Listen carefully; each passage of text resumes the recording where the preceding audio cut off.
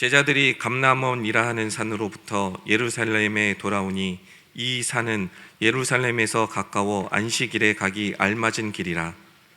들어가 그들이 유하는 다락방으로 올라가니 베드로, 요한, 야고보, 안드레와 빌립, 도마와 바돌로메, 마테와 및 알페오의 아들 야고보, 셀로딘 시몬, 야고보의 아들 유다가 다 거기 있어 다 함께 읽겠습니다. 여자들이 예수의 어머니 마리아와 예수의 아우들과 더불어 마음을 같이하여 오로지 기도에 힘쓰더라. 자, 오늘 이 시간에는 예수님의 12제자 시리즈 9번째 안드레의 변화에 대하여 묵상하겠습니다. 자, 오늘도 말씀을 통해서 하나님의 음성이 여러분 마음에 들려지고 새겨지는 시간 되시기를 축복합니다. 또 오늘은 스승의 주일이기 때문에 아마 여러분들에게 또 안드레가 또 스승 되신 예수님께 얼마나 참 좋은 제자였는지를 여러분이 한번 살펴보는 것도 의미가 있으리라 그렇게 생각이 듭니다. 저는 이번에 이제 안드레를 이렇게 쭉 살펴보면서 이제 몇 가지 놀란 게 있는데, 하나는 참 안드레가 겸손한 제자였구나 하는 것을 다시 알게 되었어요. 참 스승님 예수님을 신뢰하고 또 자기 할 일을 정확히 알고 그러면 됐죠. 겸손하고 스승님이 신뢰하고 또 자기 할 일을 정확히 알고 이런 제자만 있다면 어느 스승님이든 안 좋아할 수 있겠습니까? 자, 우리 성경 구절 한번 찾아볼까요? 요한복음 1장 40절 말씀인데요. 요한복음 1장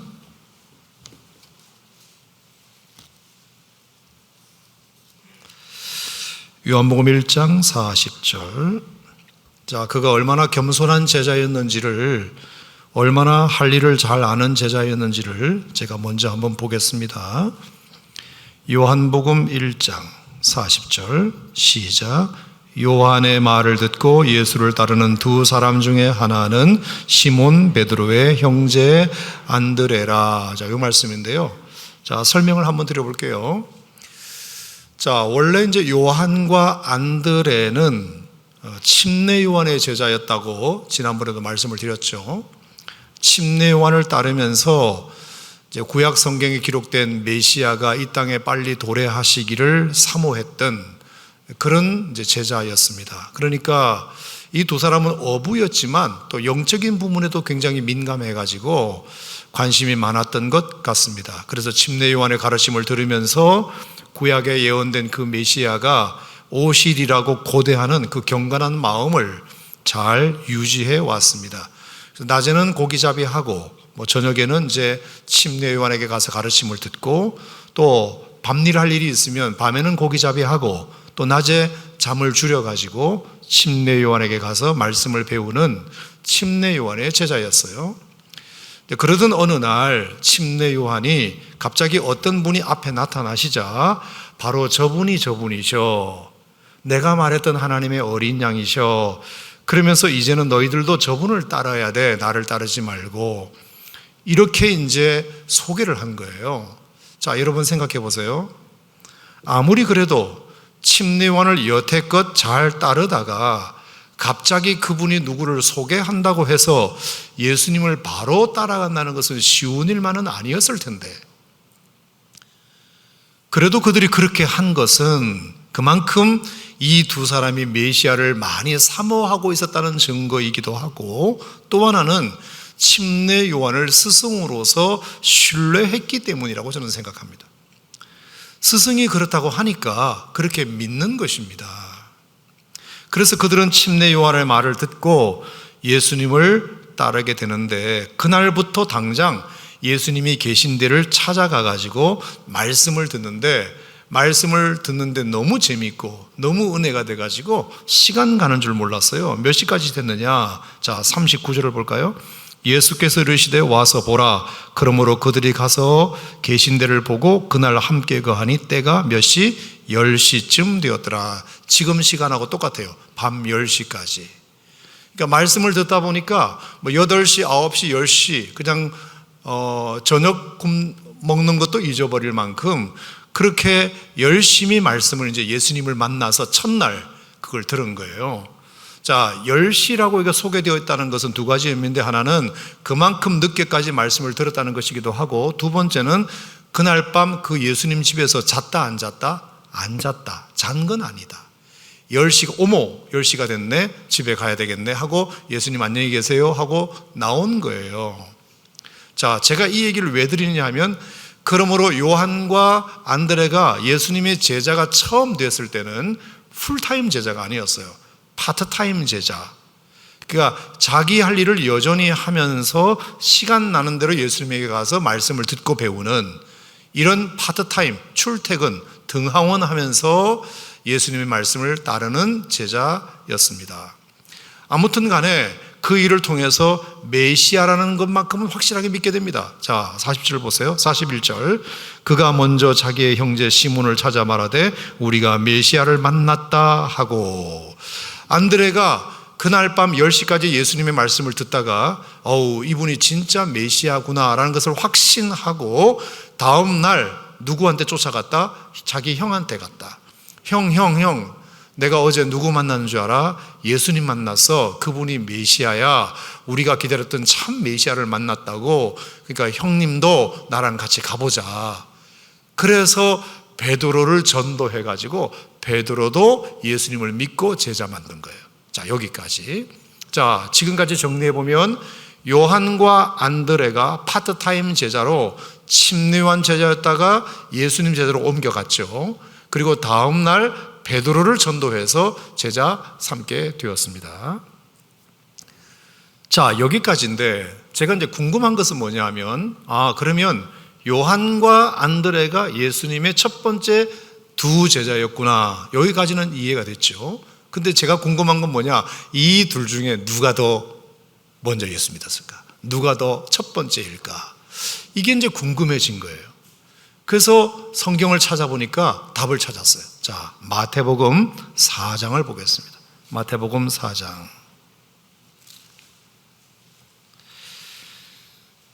마태복음 4장 18절 말씀에 보면 요한과 안드레 중에서 누가 찐 첫 제자인지 나와요.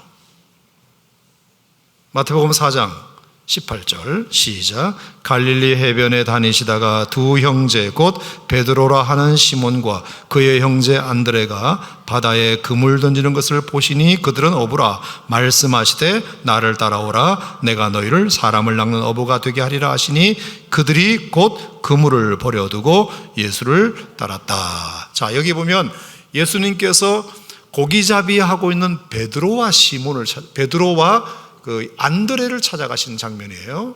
자, 여기서도 예수님께서 그들을 사람 낚는 어부로 부르셨고 그들이 배와 그물을 버리고 예수님을 따랐다고 되어 있어요. 자, 그러면 궁금하죠. 요한복음 1장에서 방금 본 건 뭐고 마태복음 4장에서 방금 본 건 뭐지? 두 번 예수님을 따랐네? 이렇게 되는 거잖아요. 그래서 제가 드린 말씀이 요한복음은 파트타임으로 예수님의 제자가 되긴 했지만 저녁에는 집에 갔다가 저녁에 말씀 들으러 왔다가 아니면 밤일 할 때는 낮에 갔다가 이렇게 자기 일을 여전히 하면서 예수님을 따랐다는 뜻이고, 마태복음 4장은 뭐냐? 완전히 이제 배와 그물을 싹 버리고 풀타임으로 예수님의 제자가 됐다는 뜻이에요. 자, 그러면 파트타임으로는 누가 첫 번째였죠? 요한과 안드레. 풀타임으로는 누가 첫 번째였나요? 베드로와 안드레.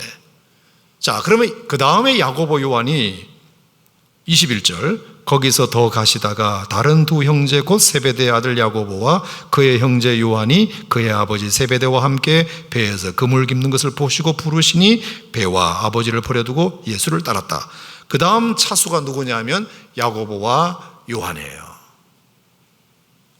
자, 그러면 한번 물어봅시다. 파트타임으로 첫 번째 따랐던 제자들이 요한과 안드레, 풀타임으로 첫 번째 예수님의 제자가 된 사람들이 베드로와 안드레. 자, 그러면 누가 찐 첫 제자로 등극할 수 있을까? 답을 말씀드리기 전에 초대교회 전승에 보면은 이 안드레에 대한 별명이 나와요. 프로토클레토스. 프로토라는 말은 처음, 클레토스라는 말은 부름받은 사람. 처음으로 부름받은 사람, 프로토클레토스가 안드레의 별명이에요. 요한에게는 그런 별명이 없어요. 그러니까 예수님 입장에서 초대교회 성도들에게 12명 제자들을 쭉 세워놓고 제일 일빠따로 예수님의 제자가 되었다고 쳐주는 사람은 누구냐면 안드레예요. 이해되셨죠? 파트타임으로도 첫 번째, 풀타임으로도 첫 번째. 그래서 안드레를 제일 첫 제자로 쳐주게 되었다는 겁니다. 자, 그래서 이제 여러분들은 상식적으로 예수님의 12제자 중에서 찐 첫 제자는 누구일까요? 하면 베드로가 아니고 안드레라는 것, 요한이 아니고 안드레라는 것을 기억해 주시기 바랍니다. 자, 여기까지 이해가 되셨으면, 자, 이제 이렇게 딱 이해가 하니까 갑자기 제가 조금 이상한 생각이 들었어요. 뭐냐 하면은, 오호, 안드레가 예수님의 12제자의 영광스러운 제자에 속한 것도 영광스러운데 제일 첫 번째 제자였기 때문에 지분을 요구할 수 있겠구나. 소리가 좀 크겠구나. 목소리가 좀 커지겠구나, 이 사람. 제가 좀 목회를 하다 보니까 그런 생각이 조금 들었어요. 사람은 누구나, 우리 특히 한국 사람들은 사람을 만나면 나이가 몇 살인지, 몇 끼인지, 그리고 내 밑인지 내 위인지를 꼭 따져요. 그래서 나보다 밑이다 그러면 알로 봐요. 그런 마음이 있어요. 목소리가 커져요. 그리고 상대방은 내 말을 들어야 돼요.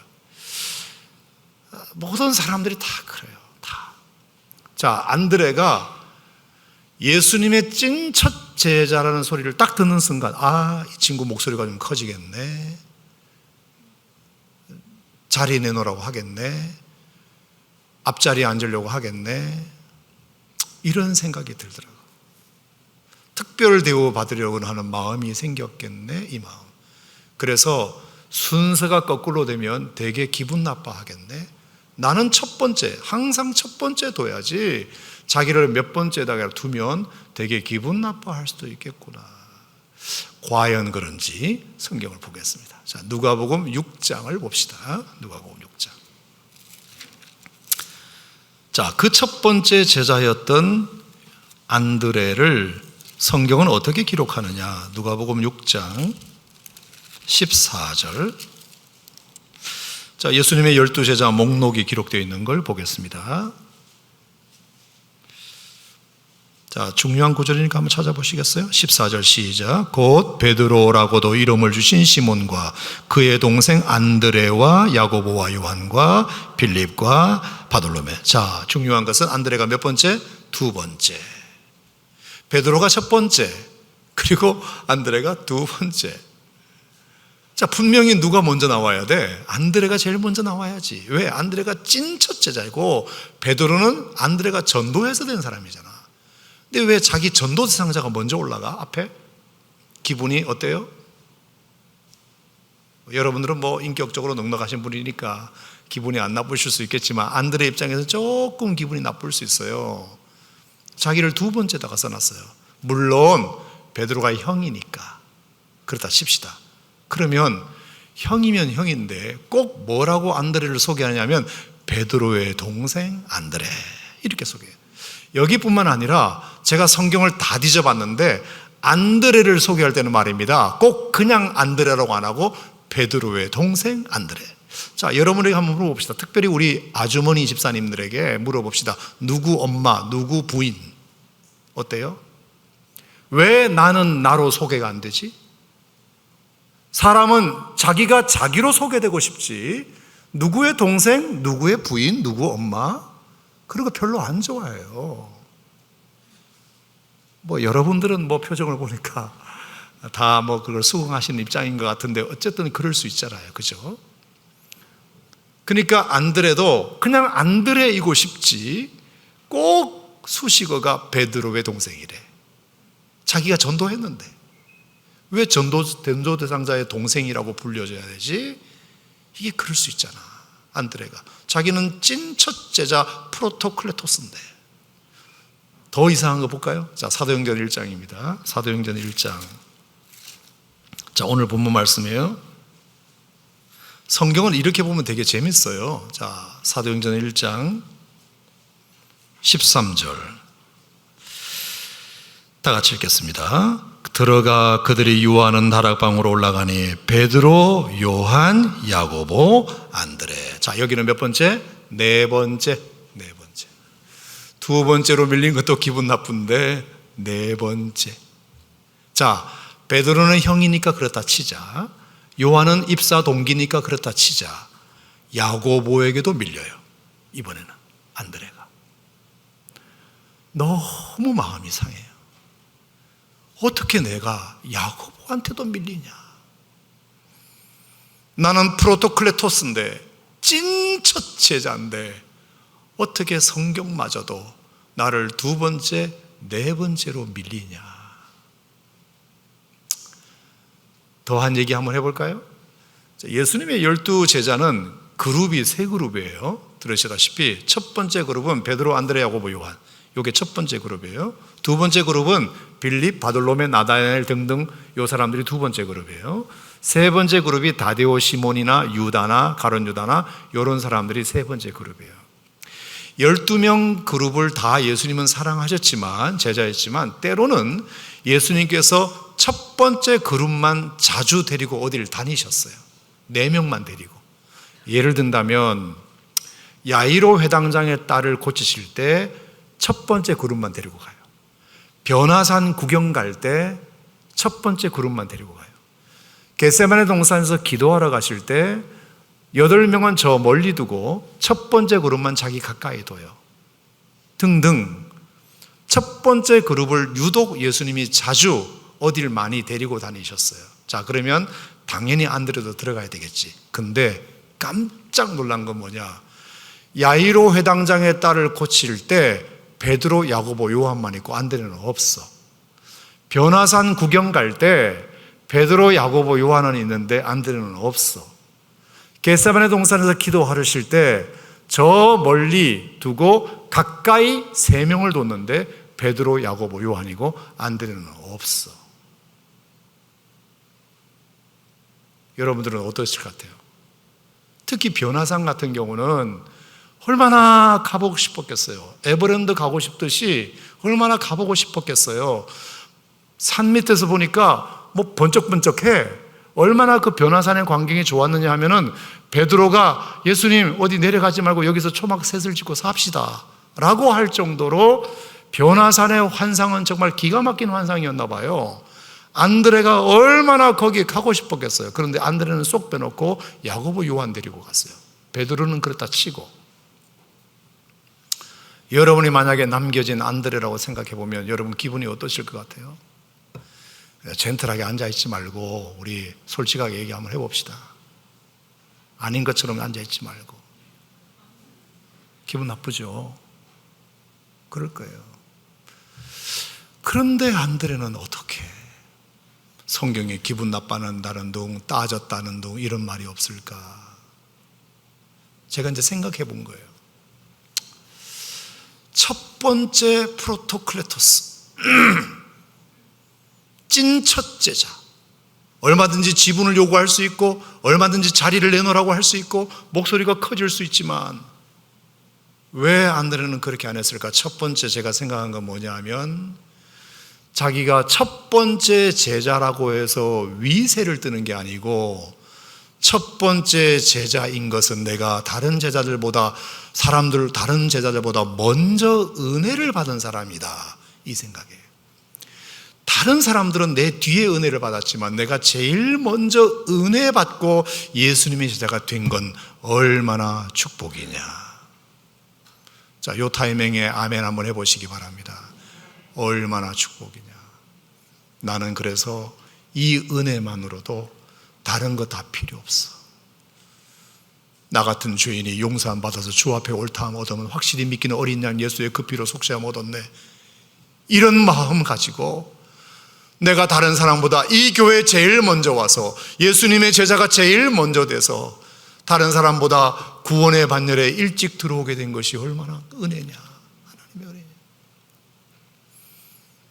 여러분, 이 마음이 얼마나 중요한 마음인지 몰라요. 여러분, 제가 스승의 주일이라 드리는 말씀이에요. 두 번째, 스승 되신 예수님을 그만큼 신뢰했다는 증거이기도 해요. 얼마나 예수님을 신뢰했으면 예수님이 하시는 일에는 다 이유가 있을 거야. 예수님이 나 안 데리고 가고 싶어서 에버랜드 안 데리고 갔겠어? 베드로와 야고보, 요한이 특별히 예뻐서만 데리고 가신 게 아니고 여기 남겨두신 뭔가 뜻이 있으실 거야 라고 생각하고 나머지 8명을 본 거예요. 보니까 나머지 8명도 입이 이만큼 나와 있어요. 왜 우리는 에버랜드 안 데리고 갔는데? 이렇게 된 거죠. 누구는 제자 아니야? 이렇게 된 거죠. 그러니까 만약에 거기에 안드레마저 없었다면, 안드레마저 거기 없었다면 데모 일어날 뻔했어요. 데모. 근데 안드레는 누구도 인정하는 찐 첫 제자인데 안 가는 그룹에 딱 앉아 있으니까 아무도 말을 못해요. 찐 첫 제자도 안 가셨는데 우리는 할 말이 없네. 이 효과예요. 근데 만약에 안드레까지 없었어 봐. 그러면 8명 분명히 데모 일으켰어요. 데모. 나 안 해! 이러고 가버렸을 거예요. 제자 안 해! 탈퇴할 거야. 이렇게 될 거예요. 여러분, 예수님이 생각이 없으셔서 그렇게 하셨겠어요? 여러분이 예수님을 믿는다는 것에 대해서 다시 한번 생각해 봐봐요.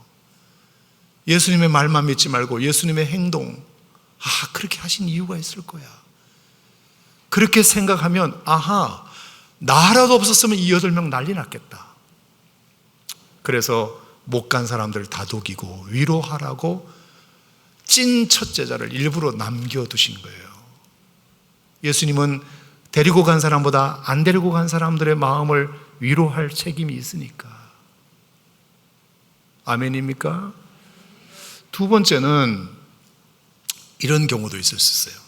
제가 목회를 하다 보니까 이제 몇 번 보기도 했는데 무슨 얘기냐 하면은 남겨진 제자들이 안드레를 살살 건드려요. 뭐라고 건드리냐? 아니, 안드레, 우리야 그렇다 치더라도 왜 당신은 안 데리고 가셨대? 당신 첫 제자잖아. 자기들끼리만 좋은 구경 가고 말이야. 당신 예수님한테 뭐 잘못 보인 거 있어? 이런 건 한마디 해야 되는 거 아니야? 나 같으면 했겠다. 이렇게. 나 같으면 했겠다. 나 같으면 한번 따지겠다. 이렇게 선동하는 사람이 꼭 있어요. 꼭. 조용히 마음을 잘 정리해 가는데 나도 섭섭한 마음이 있잖아. 하지만 예수님의 의도를 알고 잘 정리해 가는데 옆에서 살살 바람을 일으켜요. 또. 그런가 하고 또 그냥 확 이렇게 또 마음이 올라오는 경우가 있어요. 그럴 때 안드레가 뭐라고 말했을까 생각을 해봤어요. 자네들 그렇게 생각해? 나도 처음에는 그렇게 생각했는데 그렇지 않아. 생각해 봐봐. 오죽하면 베드로, 야고보를 예수님이 데리고 갔겠어. 우리 형 베드로 성질이 지랄 같아가지고 뭔가를 보여주지 않으면 안 믿을 양반이고, 야고보와 요한도 우레의 아들이라 걔들은 뭔가를 보여줘야 믿는 사람들이야. 나는 그런 거 안 봐도 믿는다는 것을 예수님이 아셨기 때문이야. 나는 오히려 기분 좋은데? 예수님이 나를 이렇게 인정해 주다는 게 기분 좋은데? 이렇게. 그러니까 듣는 사람들이 불을 살살 지르려고 했다가도 오, 그렇구나. 그래서 조용해지는 거예요. 문제가 없어요. 문제가 없어요. 목회를 해보니까 어떤 사람들이 진짜 좋은 사람들이냐 생각을 해봤어요. 제가 앞서서 이렇게 인도하시는 분들 참 훌륭한데 뒤에 남겨진 사람들, 소외된 사람들, 이런 분들을 누군가 다독거려주는 사람이 많은 공동체가 좋은 공동체더라. 왜냐하면 공동체는 꼭 그렇게 소외되시는 분들이 있거든요. 근데 그것을 딱 캐치해가지고 저분은 내가 좀 마음을 다독거려 드려야 되겠네, 위로해 드려야 되겠네. 그런 분들이 있으면 너무 좋아. 너무 좋아요. 왜 예수님에게 이 안드레가 정말 좋은 제자였을까? 이 부분을 안드레가 그 역할을 해준 거예요. 자, 현대 정신분석학에 이제 상호주관주의라는 것이 있는데요. 제가 공부를 해보니까 거기 이런 게 말이 나옵니다. 한번 필요하시면 적어 놓으세요. 사람이 사람과 가까워지려면 세 가지가 공유돼야 된대요. 첫 번째가 주의 공유, joint attention. 두 번째가 정서 공유, joint affect. 그 다음에 세 번째가 의도 공유, joint intention이에요. 요 세 가지가 사람과 사람이 친해지는데 중요하대요. 첫 번째, 주의 공유라고 하는 것은 뭐냐 하면은 주의를 공유하는 거예요. 예를 들어서 내가 이쪽을 보잖아. 그러면 누군가도 나를 같이 바라봐주는, 저쪽을 같이 바라봐주는 거예요. 그러면 되게 기분 좋아. 내가 관심 있어 하는 분야에 다른 사람도 같이 관심 있어 해주면 이 친구가 달라 보여요. 내가 관심 있어 하는데 이 친구가 관심 있어 하네. 내가 바라보는 것을 저 친구도 같이 바라봐주네. 참 고맙다. 갑자기 가깝게 느껴져요. 가깝게. 이게 주의 공유, joint attention이라고 불러요. 그러면 둘 사이의 라포가 금방 형성돼요. 여러분, 하나님과의 관계도 마찬가지예요. 하나님의 마음이 있는 곳에 나의 마음이 있고 하나님의 두 눈이 향하는 곳에 나의 두 눈이 향하는 것은 하나님이 너무 좋아하세요. 아멘입니까, 여러분? 그런 신자를 원해요. 하나님이 바라보는 곳에 우리도 바라보기를 원하는 거예요. 자, 두 번째는 정서 공유, joint affect예요. 자, 이것은 마음을 공유한다는 건데, 이 말은 뭐냐 하면은 상대방이 느끼는 감정을 같이 느껴주는 겁니다. 내가 좋아하면 걔도 좋아해 주는 거예요. 어머 좋겠다. 야, 나도 좋은데 너는 얼마나 좋겠니? 이렇게 해주는 거죠. 그러면 기쁨이 배가가 돼요.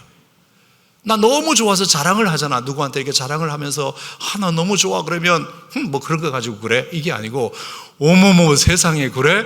나도 좋은데 야 너는 얼마나 좋겠니? 이래버리면 기쁨이 배가가 돼요. 기쁨을 같이 나눠주는 사람을 잊을 수가 없어요. 사람은. 반대로 내가 슬퍼하잖아. 누가 눈물 흘리고 있잖아. 눈물 흘리고 있으면 가까이 가서 나도 같이 울어주는 거예요. 야, 어쩌면 좋아. 나도 이렇게 마음이 아픈데 너는 얼마나 마음이 아프겠니? 이래주면 그 사람을 잊을 수가 없어요. 내 슬픔과 함께 공유, 정서를 어펙트, 공유를 해줬기 때문에 친해질 수밖에 없어요. 그 사람이 고마울 수밖에 없어요. 여러분, 하나님도 마찬가지예요. 하나님이 좋아하시는 것을 나도 좋아해야 되고 하나님이 싫어하시는 것을 나도 싫어하는 것이 그게 신앙생활 아닙니까? 한번 따라합시다. 하나님이 좋아하시는 것을 나도 좋아하게 하시고 하나님이 싫어하시는 것을 나도 싫어하게 하소서. 그게 신앙생활입니다. 신앙생활은 딴 게 아니라 하나님 좋아하는 걸 나도 좋아하고 하나님 싫어하는 걸 나도 싫어하고 하나님과 정서가 공유돼야지. 세 번째, 의도 공유, joint intention. 이것은 의도를 알아차리는 거예요. 그 사람의 말을 듣는 게 아니라 그 말의 의도를 알아차리는 거예요. 뜻을 알아차리는 거예요. 무슨 말을 하면 그 말만 듣고 기분 나빠하지 말고 저 말을 하는 의도가 있을 거야. 자, 제가 화를 냈다고 칩시다. 화를 벌컥 냈다고 칩시다. 그러면 아니 목사님이 돼가지고 무슨 화를 내고 저래? 이럴 수 있잖아요. 근데 어떤 사람은요, 목사님이 되게 화가 많이 나셨나 보다, 뭐 속이 많이 상하셨나 보다. 그게 의도 공유예요. 얼마나 저 양반이 화를 잘 낼 분이 아니신데 저렇게 화를 벌컥 내시는 걸 보니 누가 되게 마음 상하게 하셨나 보다. 이게 의도 공유예요. 근데 의도 공유가 안 되면 화내는 그것만 가지고 어떻게 목사님이 화를 내고 저래? 이렇게 나오는 거예요. 여러분들은 안 그래요? 살다 보면? 여러분도 그 마음을 알아달라고 요청할 때가 있잖아. 근데 왜 남은 안 그래줘요? 어떤 행동을 하거나 어떤 말을 했을 때 행동만 보지 말고 말만 듣지 말고 그 안에 있는 의도와 목적과 뜻이 무엇인지를 알아차리는 것이 의도 공유예요. 하나님을 믿는 데도 마찬가지입니다. 하나님이 언제나 우리에게 좋게 대해 주시나? 때로는 고난도 주시지. 그럼 하나님이 돼가지고 우리한테 고난을 주시고 그래? 나 하나님 못 믿겠어. 그러면 그거는 의도 공유가 안 된 거예요. 하나님이 고난을 주셨어도 뜻이 있으실 거야. 하나님이 우리를 미워서 고난을 주시는 건 아닐 거야. 아멘입니까? 뭔가 내가 지금은 모르지만 깨닫지 못하지만 뭔가 뜻이 있으니까 나에게 아픔을 주시는 걸 거야. 나에게 실패를 주시는 걸 거야. 이게 신앙생활이지. 하나님이 그냥 사탕 주면 좋아하고 쓴 거 주면 그냥 싫어하고 언제까지 우리가 그러실래요, 여러분? 스승의 주일이라 말씀을 드립니다. 안드레는 주의 공유를 잘했던 사람, 정서 공유를 잘했던 사람, 의도 공유를 너무 잘했던 사람이에요, 예수님의. 그래서 예수님이 자기를 좀 섭섭하게 했어도, 첫 번째 제자를 네 번째 제자로 확 밀어버렸어도 예수님의 뜻이 있으실 거야. 못 간 8명의 제자들을 다독거리라고 주님이 나를 여기 남겨두셨나 봐. 스승의 주리라 제가 말씀드리는 겁니다. 여러분, 예수님 앞에 그런 제자가 되기를 축복합니다. 두 번째는 안드레 배울 점이 뭐냐? 남자다움이에요. 남자다움. 재밌는 것은 안드레라는 이름의 뜻이 남자답다 이 뜻이에요. 여러분 몰랐죠? 베드로가 그랬다면 몰라도 안드레가 그랬다는 게 신기하죠. 이게 굉장히 의미가 있어요. 자, 그래서 안드레에게 그러면 배울 남자다움이 뭔가? 자, 남자분들만 좀 제 얘기를 잘 들어보세요. 첫 번째는 안드레에게 어떤 남자다움이 있었냐? 결단력이 있었다. 결단력. 자기가 믿는 바에 대해서는 확실하게 결단하는 거예요. 목숨을 거는 거예요. 자, 무슨 얘기냐면은 침례 요한의 제자였다가 이제 예수님의 제자로 옮겨 타는 거잖아요. 자, 그러면 불안해 안 불안해? 불안하지. 나다나엘 같은 사람은 나사렛에서 선한 것이 나겠냐 할 정도로 일단은 나사렛 출신의 목수 아들의 나이 30살에 근데 자기가 메시아라고 그러는데 이게 따르기가 쉬워요? 따르기가 쉽냐고. 아무도 안 가본 길을 나는 가야 되는 거잖아.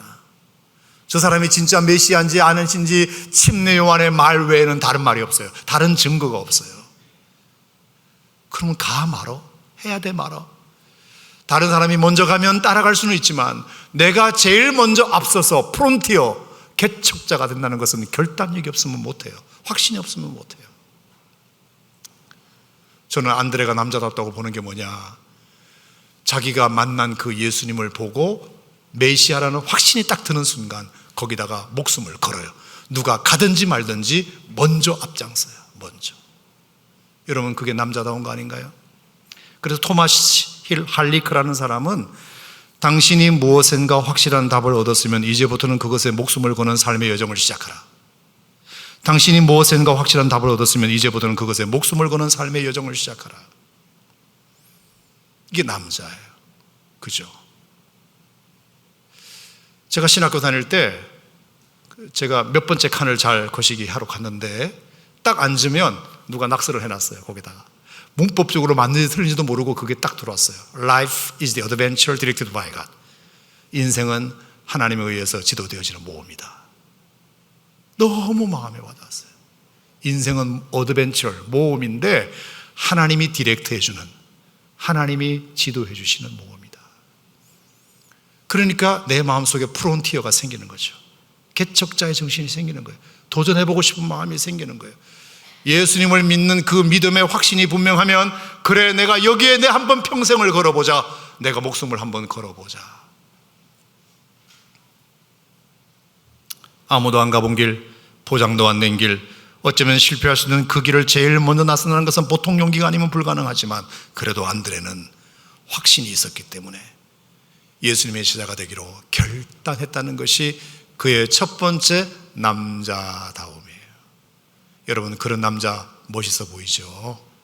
자, 두 번째, 안드레에게서 배우는 또 하나의 남자다움은 요한복음 1장, 6장, 12장인데, 자, 1장에는 무슨 내용이 나오느냐 하면은 예수님께서 이제 요한과 안드레를 제자로 부르시자마자 안드레가 바로 다음 날 자기 형을 데리고 와요.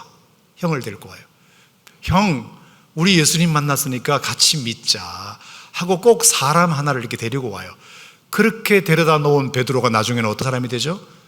예수님의 수제자가 되고 복음서와 사도행전은 없어서는 안 될 정말 중요한 제자가 됩니다. 안드레보다 훨씬 더 중요한 제자가 됩니다. 나는 그렇게 못해도 베드로가 그렇게 훌륭한 제자가 되는 것을 보는 기쁨. 만약에 안드레가 자기 형을 전도하지 않았으면 어떻게 됐을까요? 베드로라는 인물이 역사의 무대에 등장하지 못했어요. 두 번째, 요한복음 6장에 가면 또 하나 나오는데 들판에 베스다 들녘에 엄청난 사람들이 모였어요. 그래서 예수님께서 설교 다 하시고 나서 아이고 이 친구들 이분들 배가 고플 텐데 뭐 먹을 거 없을까? 너희들 좀 먹을 것을 구해볼래? 그랬더니 빌립이 딱 똑똑하니까 나서가지고 예수님, 이 사람들이 지금 남자는 5,000명이 넘는데 이 사람들을 조금씩 먹게 할지라도 200데나리온으로도 부족할 겁니다 라고 딱 계산서를 갖고 와요. 계산서. 예수님이 지금 그거 원하는 거 아닌데, 예수님은 지금 어떻게 해야 할지를 다 알고 하시는 말씀인데 딱 계산서 갖고 와요. 예수님, 조금씩만 줘도 200데나리온 갖고 안 돼요. 그러자 안드레가 불이 나게 회중 속으로 들어가. 그래서 이렇게 두리번 살펴. 마침 한 아이가 보리떡 5개와 물고기 2마리를 가지고 있는 작은 도시락 갖고 있었는데, 얘야, 선생님이 지금 어떤 걸 필요로 하시는데 너 선생님이 이거 좀 갖다 드릴 수 있을까? 선생님이 좋아하실 것 같은데, 선생님이 오늘 하루 종일 설교하시느라 배고프실 테니까 우리 선생님한테 이거 한번 드려볼까? 애를 데리고 와. 그래서 예수님에게 그걸 드려요. 만약에 그 일이 없었으면 5,000명 그날 쫄쫄 굶고 돌아갔어요. 만약에 그 일이 없었으면 마태복음 14장, 마가복음 6장, 누가복음 9장, 요한복음 6장에 나오는 사복음서에 전체 다 공이 나오는 유일한 기적, 오병이어의 기적은 역사에 탄생하지 못했어요. 안드레는 꼭 누구를 데리고 와. 베드로를 데리고 오든지 애를 하나 데리고 오든지. 자, 요한복음 12장에 보면 또 하나 나오는데, 예수님께서 예루살렘에 가셨을 때 헬라인 몇 명이 예수님을 만나고 싶어 했어요. 쭈뼛쭈뼛하면서 빌립에게 묻어였어요. 빌립은 이제 헬라어를 할 줄 아니까. 그래서 예수님 좀 만나게 해주실래요? 그랬더니 빌립이 주저주저해요. 왜냐하면 예수님 안 그래도 지금 속 시끄러우신데, 피곤하신데, 바쁘신데 저 이방인을 만나 주실까? 빌립이 주저주저하니까 안드레에게 이제 물어본 거예요.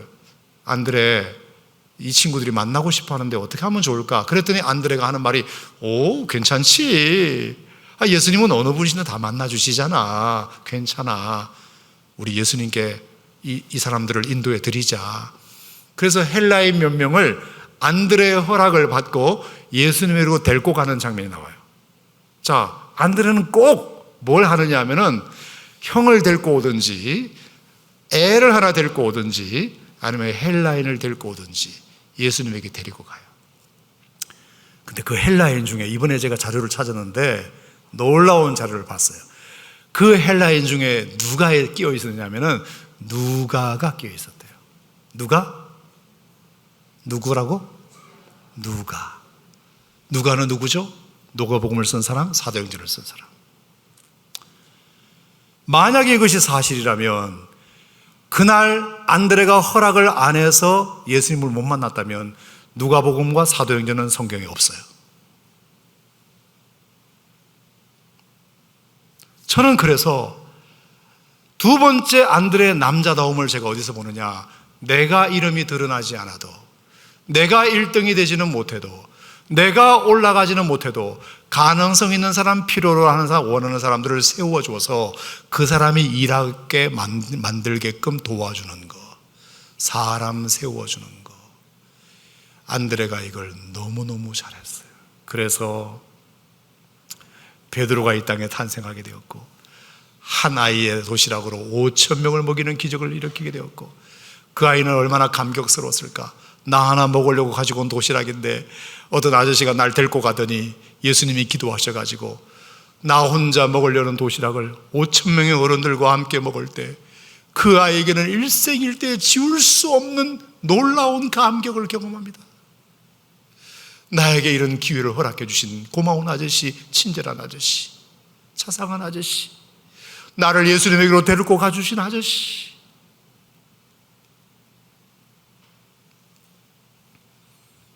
그래서 두 번째 남자다움이란 필요한 사람, 가능성 있는 사람을 발탁해서 그 사람을 잘 세워주는 것만으로 보람을 느끼는 것도 중요한 남자다움이구나. 어떻게 남자 성도님들 동의하시면 아멘 하시기 바랍니다. 여성분들이 아멘 하지 말고 아멘 하시기 바랍니다. 세 번째, 안드레의 죽음을 통해서도 저는 남자다움을 봅니다. 자, 안드레가 사도행전 2장에서 성령을 받고 이제 터키, 러시아 이런 데로 전도를 하러 다녀요. 마지막 순교한 곳이 어디냐면은 그리스의 아테네 있죠. 아테네 밑에 고린도가 있는데 거기를 아가야 지방이라고 그래요. 아가야 지방에 파트라스라는 도시가 있어요. 지금도 있어요. 파트라스라는 도시에서 순교해요, 안드레가. 왜 순교하느냐?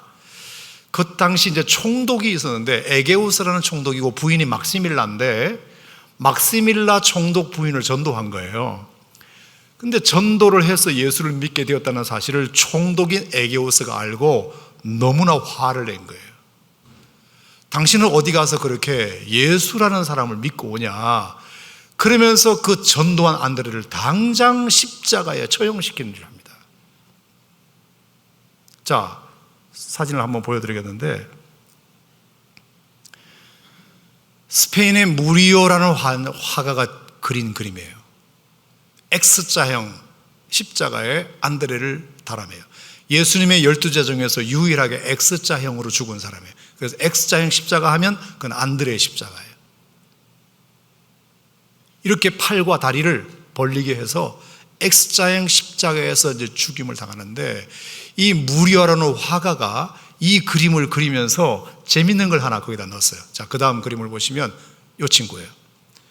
다른 사람들은 하나도 슬퍼하는 사람이 없는데 이 친구만 수건으로 이렇게 눈을 닦으면서 울고 있어요. 무리오의 해석에 의하면 저 친구가 바로 요한복음 6장에서 도시락을 갖다 바친 그 아이래요. 그 아이. 그 아저씨가 죽는 모습을 보고 가장 슬퍼했던 친구, 나에게 고맙게 해줬던 아저씨, 친절한 아저씨, 나를 예수님에게 데려다 준 아저씨, 나로 인하여 정말 세상에 한 번도 두 번은 경험할 수 없는 이 놀라운 기적 같은 경험을 할 수 있도록 기회를 제공해 주신 고마운 아저씨가 X자형 십자가에 죽는 모습을 보고 가장 많은 눈물을 흘렸대요. 무리오가 저기다가 그 그림을 그려놨어요. 그 다음에 두 번째는 저렇게 이제 막시밀라 자기 부인을 이렇게 전도했다는 것 때문에 이제 처형을 시키는데, 막시밀라가 너무 마음이 안타까워가지고 자기 남편에게, 여보, 저 사람이 무슨 강도짓을 했나 도둑질을 했나, 나쁜 일 한 거 아니잖아. 그냥 나 예수 믿게 한 건데 너무 심한 것 같아, 여보. 저렇게 하는 것은 아니야. 남편을 계속 설득하니까 남편의 마음이 약간 좀 풀어져가지고 자기도 좀 미안했던지, 그러면 십자가에서 내려, 그런 거예요. 십자가에서 내리라고 한 거예요. 그러자 이 안드레가 뭐라고 말했냐면은 나를 더 꽁꽁 묶으시오, 이렇게 말해요. 나를 더 꽁꽁 묶어 주시오. 예수님이 나를 환영할 준비를 하고 계신데 내가 이런 잠깐의 고통을 벗겠다고 이 영광스러운 죽음을 포기할 수는 없습니다 하면서 기어이 순교합니다. 나를 더 꽁꽁 묶으시오. 자, 그런데 이 말이 어디서 나온 말인지 이제 설명을 하고 마치겠는데요. 자, 그리스 지방이라 그랬죠. 당시 그리스에는 그리스 신화가 얼마나 많은 사람들에게 회자되고 있었는지 몰라요. 그리스 신화 알죠? 그 그리스 신화에 어떤 유명한 한 얘기가 있는데, 여러분이 아시는 호모의 일리아드 오디세이예요. 호모라는 사람이 트로이 전쟁의 20년 그 전쟁 기록을 대서사시로 1권 일리아드, 2권 오디세이를 썼잖아요. 자, 그 일리아드 오디세이에, 특별히 오디세이의 주인공이 오디세우스인데 이타카 왕국의 왕이죠. 근데 이 친구도 이제 왕이기 때문에 트로이 전쟁에 나갔어요. 20년 동안 전쟁하고 이제 집에 못 돌아오게 되었어요. 그래서 두고 가는 부인과 아들이 있는데, 부인이 이제 페넬로페, 그리고 아들 이름이 텔레마쿠스잖아요. 텔레마쿠스는 여러분 잘 아실 거예요. 멘토라는 스승을 붙여가지고 멘토링이라는 말이 거기서 나왔어요. 텔레마쿠스 아들은 그래서 20년 동안 잘 자랐어요. 근데 페넬로페라는 부인이 문제야. 부인이 너무 예뻤거든. 여기 계신 어느 분처럼 너무 예뻤거든. 그래서 남자들이 가만두질 않아요. 남편이 분명히 있는데도, 전쟁에 나가 지금 싸우고 있는데도 옆에 와가지고 남편 죽으셨어요, 이제까지 안 돌아오시는 이유가 있겠지요, 포기하세요 이러면서 자기한테 와달래. 그냥 몸만 오래, 자기가 다 해줄 테니까. 얼마나 많은 남자들이 구애를 하는지, 유부녀임에도 불구하고 그렇게 예뻤나 봐. 그래서 이 부인이 그 남자들의 유혹을 끊어내기 위해서, 끊어내야 되잖아, 유혹을 이겨야 되잖아. 그래서 하는 수 없이 시험 문제를 하나 내요. 그 다음 활 하나를 가지고 와요. 이게 남편이 쓰던 활이거든. 근데 줄이 없어. 활대만 있고. 그래서 그러면 저랑 결혼하고 싶으시면 줄을 가져다가 이 활에다가 줄을 매세요.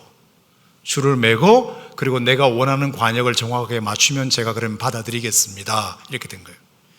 그러니까 남자들이 볼때같이 모여가지고 그 활에다가 활 시를 매려고 했는데, 이 활 나무가 얼마나 뻑뻑한지 줄을 맬 수가 없는 거예요. 관역을 맞추기는커녕 활 시위도 걸지를 못하는 거예요. 다 남자들이 못해. 왜냐하면 자기 남편만 이걸 할 수 있다는 것을 페넬로페는 알았거든. 우리 남편만 이건 할 수 있어. 그래서 유혹을 이겨요. 그 마음이 오디세우스에게도 전달되었던지, 이 오디세우스도 이제 다 마치고 이제 고향으로 돌아가기 위해서 지중해에서 배를 타고 가는데, 누군가 얘기를 하는 거예요. 고향으로 돌아가게 된 걸 축하드린다. 하지만 고향으로 돌아가기가 쉽지는 않을 거다. 파도가 문제가 아니라 어떤 섬에 어떤 여자들이 살고 있는데, 그 여자들의 노랫가락 소리를 들으면 100% 남자들이 다 넘어간대요. 그러니까 당신도 조심하라고 그렇게 말했어요. 재밌죠? 네. 설교보다 더 재밌어 하는 거 같네. 자, 그랬더니 이 오디세우스가 그러면 안 되지. 그러면 나를 배 이 기둥에다가 묶어라. 자, 그 다음 사진을 보시면 저 가운데 기둥에다가 오디세우스를 묶어라 그랬어요. 선원들에게 딱 묶어라. 그래서 혹시 그 여자들의 노래소리가 들리더라도 나는 안 가려고 하니까, 그래서 나를 절대로 풀어주지 마라 이렇게 말해요. 아니나 다를까, 배를 타고 가는데 저 오른쪽에 보이는 여성들이, 저기가 이제 사이렌이라는 중창단이에요. 중창단 사이렌. 그래서 요즘 이 사이렌 소리, 경보, 그 말이 여기서 나왔어요. 그러니까 경고음. 그래서 사이렌 그 섬의 여인들이 노래를 불러요. 오디세우스 이러면서, 오디세우스 날 보러 와요 이렇게 된 거죠. 그러면서 당신의 영웅담을 여기 와서 좀 들려줘요. 그리고 우리에게는 지혜를 좀 가져가요. 얼마나 그 소리가 크게 들리는지, 왜 남자들이 넘어갔는지 알 것 같아. 그때 오디세우스는 결심한 게 있기 때문에. 그때 오디세우스가 뭐라고 말하는 줄 알아요? 나를 더 꽁꽁 묶어라 이렇게 말해요. 절대로 풀어주지 마라. 나를 꽁꽁 묶어라. 그래서 오디세우스는 그 유혹을 이기고 기다리는 아내인 페넬로페에게 돌아갑니다. 무사히. 이 이야기를 그리스 일대 모든 사람들은 다 알고 있어요. 오디세우스가 남긴 그 말을 다 알고 있어요. 그랬더니 안드레도 마지막 엑사형 십자가에 죽어갈 때 한 번 더 말한 거예요. 나를 더 꽁꽁 묶어주시오. 이 말은 뭐냐? 고난과 유혹을 이기는 안드레. 어떤 고난이든 어떤 유혹이든지 남자답게 이기는 모습을 안드레가 마지막으로 보여주고 순교하게 됩니다. 저는 남자답다는 것이 뭔가? 첫 번째, 자기가 확신한 일에 대해서는 목숨을 거는 거죠. 목숨을 거는 거죠. 그리고 프론티어의 정신으로 누가 가니까 뒷공문이 따라가는 것이 아니라 내가 옳다고 생각하면 거기 그냥 목숨을 거는 거죠. 되든지 안 되든지. 그리고 내가 1등 안 해도 좋아. 내 이름이 드러나지 않아도 좋아. 누군가가 더 필요한 사람이 있으면, 가능성 있는 사람이 있으면 베드로를 데리고 오고 아이를 데리고 오고 누가를 데리고 와서 정말 그 사람을 더 훌륭하게 만들어주는 남자. 그리고 어떤 고난과 유혹이라도 거뜬히 나를 더 꽁꽁 묶어달라며 부탁하면서 유혹에 넘어가지 않는 남자가 안드레의 남자다움이었어요. 그리고 첫 번째, 자기가 찐 첫째자 프로토클레토스였음에도 불구하고 예수님을 신뢰하고 내가 가장 먼저 은혜 받은 사람으로서 그거 없으면 충분해. 그보다 더 바랄 것이 뭐 있어. 그리고 예수님이 나를 변화산에 안 데리고 가신 이유가 있으실 거야. 보니까 그 8명의 입이 이만큼 나온 사람들을 좀 다독이라고, 소외된 사람들을 좀 다독이라고, 주님이 나를 그렇게 배려하셨다는 것을 내가 아니까 안드레에게 불만이라는 게 있을 수가 없었어요. 예수님은 그만큼 나를 신뢰하는 거니까. 자, 그래서 오늘 사도행전 1장 마지막 14절 말씀에 제가 이 본문을 택한 이유를 설명드리고 마치겠습니다.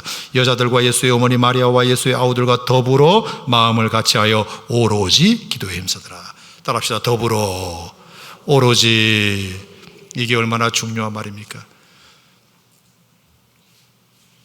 제자와 성도들이 더불어 오로지 같이 기도에 힘썼다는 것인데 120명 성도들이 안드레도 그렇지 않았을까? 절대로 혼자가 아니라 누군가를 세우고 첫 제자로서의 지분 같은 거 요구하지 않고 베드로와 하나이와 헬라 사람들을 계속 예수님 앞에 세워서 함께 뭔가를 만들어 가려고 애쓴 거. 더불어.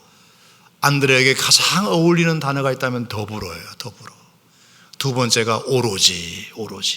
스승님만을 신뢰하고 오로지 말씀만을 따르고 오로지 확신한 것만 용감하게 나서고 오로지 고난과 유혹 앞에서도 흔들리지 않는 굳건함으로 멋진 제자로서의 삶을 살았던 안드레가, 저는 이 스승의 주일날 새겨야 할 귀한 교훈이라고 믿는데 동의하시면 아멘 하시기 바랍니다.